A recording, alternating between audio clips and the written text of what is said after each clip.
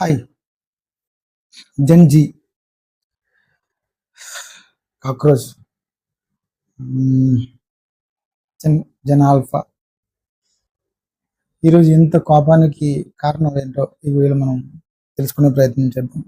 అసలు మొదట స్టార్ట్ అయింది ఎక్కడ స్టార్ట్ అయింది? ఒక ఇన్స్టా పేజ్ కింద స్టార్ట్ అయింది కాక్రోచ్ పార్టీ. ఆ రోజు వాటి డిమాండ్ ఏంటి?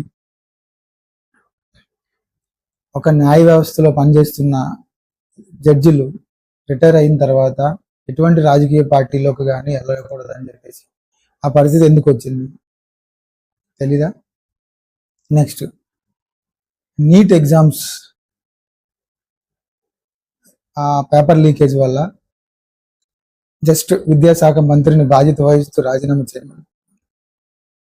ఆ రోజుకి అది సోషల్ మీడియా వారిలే, ఏముందిలే, పెద్దగా చేసేది ఏముందిలే అని చెప్పేసి అనుకుని ఉండొచ్చు కొంతమంది పాలకులు, లేదంటే సరే వ్యవస్థ అలా ఉందనుకున్నాం. కానీ ఆ రోజు మొదలైంది ఈరోజు మన గౌరవనీయులైనటువంటి మోడీ గారు రియాక్ట్ అవ్వాల్సిన పరిస్థితికి వచ్చేసింది. అలా రావడం ఎందుకు వచ్చింది? అలా రావడానికి గల కారణాలు ఏంటి? ఈ వీడియోలో డిస్కస్ చేద్దాం. ఫస్ట్ ఆఫ్ ఆల్, నేను ఇప్పుడున్న సిచ్యువేషన్స్ని మెయిన్ మీడియా కవర్ చేయట్లేదు కాబట్టి నేను ఈ ఛానల్ పెట్టాను. సో నా ఈ ఛానల్ పెట్టడానికి కారణం ఈరోజు జరుగుతున్న స్టూడెంట్ పరిస్థితులు, సిచ్యువేషన్స్, వీటి ద్వారా. ఆ కాక్రోచ్ స్టార్ట్ అయినప్పటి నుంచి చేద్దాం అనుకున్నాం, కానీ సరే మేబీ ఆ తర్వాత కొంచెం అప్పుడు ఛానల్ అప్పుడు స్టార్ట్ చేసినప్పటికీ కూడా నేను పెద్దగా ముందుకు వెళ్ళలేదు. బట్ ఈరోజు సిచ్యువేషన్ చూసుకుంటుంటే మెయిన్ స్ట్రీమ్ మీడియా ఏది కూడా జంతర్ మంతర్ని కానీ, లేదంటే ఏ రాష్ట్రంలో జరుగుతున్న ఆ రాష్ట్రంలో జరుగుతున్న ఈ ప్రొటెస్ట్కి మాత్రం సపోర్టివ్గా నిలబడట్లేదు. చాలా తక్కువ మీడియాలు మాత్రమే కవర్ చేస్తున్నాయి. అందులో నేషనల్ మీడియాస్ అయితే మ్యాక్సిమం లేవు. ఏదో అక్కడికి ఏదైనా సెలబ్రిటీయో లేదంటే ఒక రాజకీయ నాయకులు వెళ్ళినప్పుడు తప్ప నార్మల్ విద్యార్థులు చేస్తున్నప్పుడు మాత్రం ఎటువంటి 90% మీడియా సపోర్ట్ లేదు. బట్ మీరు నాకు తోడు, నేను మీకు తోడు.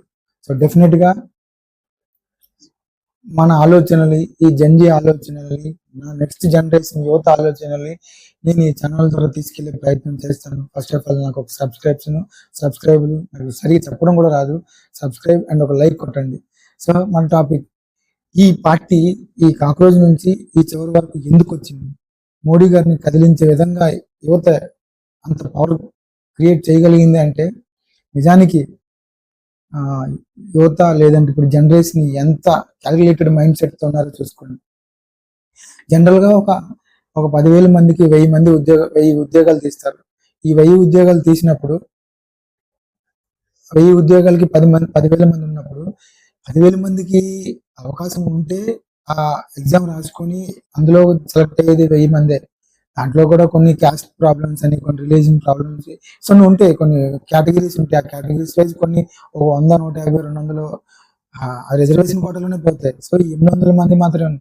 సో అట్లీస్ట్ ఆ ఎగ్జామ్ అనేది క్లియర్ గా జరిగితే ఆ యువతకి అంత కోపం రాదు. సరే 10,000 మందికి 1000 ఉద్యోగాలే కదా, ఈ 1000 ఉద్యోగాలలో మనం సరిగ్గా చదవలేదో, లేదా మన ఫీల్డ్ బాగాలేదో, లేదంటే మనకి ఇతర కారణాల వల్ల మనం సంపాదించుకోలేకపోయినా సరే 800 మంది సెలెక్ట్ అయ్యారు, అదేదో కరెక్టే కదా అని చెప్పేసి యువత పర్ఫెక్ట్ గా ఆలోచనలు ఉంటుంది. కానీ ఏం జరిగింది చివరికి?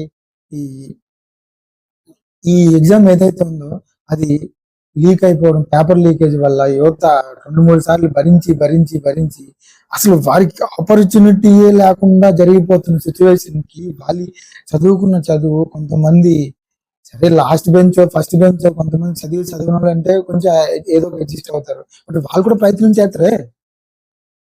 అలాంటిది వాళ్ళు ఎన్నో బాధలు పడి ఏదో అటు ఇటుగా చిన్న బాధలు పడుకుంటూ వచ్చి వాళ్ళు ట్రై చేసుకునే అవకాశం లేకపోవడం వల్ల ఆ బాధల నుంచి వచ్చిన ఈ ప్రొటెస్ట్లే ఈ ఆవేశం. సో ఖచ్చితంగా వీటికి ఒక సొల్యూషన్ కావాలి. ఆ రోజు విద్యాశాఖ మంత్రిని రాజీనామా చేయమని చెప్పిన నుంచి ఈ రోజు ఇంత దూరం వచ్చిన తర్వాత ప్రధానమంత్రిని రాజీనామా చేయమనే స్టేజ్కి ప్రజెంట్ సిచ్యువేషన్, దేశంలో మార్పు జరిగింది. సో ఖచ్చితంగా సెంట్రల్ గవర్నమెంట్ దీనికి ఏదైనా సొల్యూషన్. నైట్ మోడీ గారు రియాక్ట్ అయ్యారు. ఏం చెప్పారు? నేను ఫాస్ట్ ట్రాక్ కోర్టు వేస్తాను, సమ్ ఈరోజు పార్లమెంట్లో దీనికి కఠిన చర్యలు తీసుకునే విధానంగా నేను మా గవర్నమెంట్ ప్రయత్నం చేస్తారని చెప్పారు. కానీ బట్ ఇప్పుడు ఇప్పుడు ఒకసారి ఒక సినిమా ఉంటుంది, మహర్షి అనుకుంటా నాకు తెలిసి. ఆ సినిమాలో మహేష్ బాబు అల్లరి నరేష్ కోసం వెళ్ళినప్పుడు ఈ ఒక్క ఊరు వదిలేస్తే చాలు, నేను అసలు ఇంకా అసలు టాపిక్ లోకి రాని, మీ వ్యాపారం మీరు చేసుకొచ్చి నేను నా ఊరు నా లండన్ లేదా నేను బయట కంట్రీకి వెళ్ళిపోతానని చెప్పేసి అనడం జరుగుతుంది. అయితే అప్పుడు ప్రకాష్ రాజ్ ఏం చేస్తారంటే, ప్రకాష్ రాజ్ అనుకుంటా, జగపతి బాబు అనుకుంటా, లేదు లేదు కుదరదు, నీకు నచ్చింది చేసుకో అన్నట్టు మాట్లాడతారు. అప్పుడు తను వెళ్ళి గవర్నమెంట్, సెంట్రల్ గవర్నమెంట్, గవర్నమెంట్ అన్నిటి కూడా గవర్నమెంట్ నుంచి కూడా సపోర్ట్ దొరకదు. అప్పుడు ధర్నా స్టార్ట్ అవుతుంది. ధర్నా స్టార్ట్ అయిన తర్వాత ధర్నాకు 10 ఊర్లేమో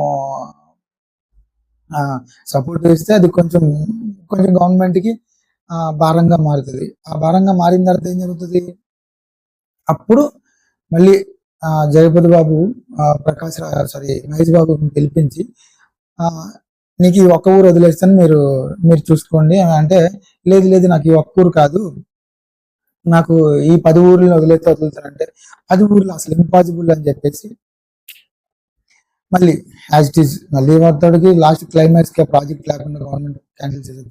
సో అది ఎందుకు ఇప్పుడు నేను చెప్పానంటే, జనరల్ గా ఆ రోజు యువత కోపానికి ఆ రోజు కొంచెం వాల్యూ ఇచ్చి అట్లీస్ట్ విద్యాశాఖ మంత్రిని చేంజ్ చేసి ఉన్నా, రాజీనామా చేసి ఉంటే కొంతవరకు ఆ రోజుకి ఇది చల్లారుదునేమో. మేబీ ఎందుకు మరి గవర్నమెంట్ ఆ డెసిషన్ తీసుకుందో నాకు తెలియదు, కానీ బట్ డెఫినెట్ గా అయితే తర్వాత ఆ సినిమాలో ఉన్నట్టు ఇప్పుడు ఏదైతే విద్యాశాఖ మంత్రి కాదు, విద్యాశాఖ మంత్రిని మాకు ఇప్పుడు టర్న్ తీసుకొని ఇప్పుడు డైరెక్ట్ ప్రధానమంత్రి రాజీనామా చేయాలన్న కాడికి ఇప్పుడు ప్రజెంట్ సిచ్యువేషన్. నైట్ మోడీ గారు వీడియో, ఒక సెల్ఫీ వీడియో రిలీజ్ చేయగానే సేమ్ అదే కాక్రోచ్ పార్టీ వచ్చినప్పటికీ తనేమో నాకు ఇప్పుడు నరేంద్ర మోడీ కంపల్సరీ రాజీనామా చేయాలి, లేదంటే మేము ఊరుకునేది లేదన్నట్టు వాళ్ళ సిచ్యువేషన్, వాళ్ళ ప్రయత్నంలో వాళ్ళు చేస్తున్నారు. సో చూద్దాం. ఎనీవే కొంచెం నాకు సపోర్ట్ ఇవ్వండి.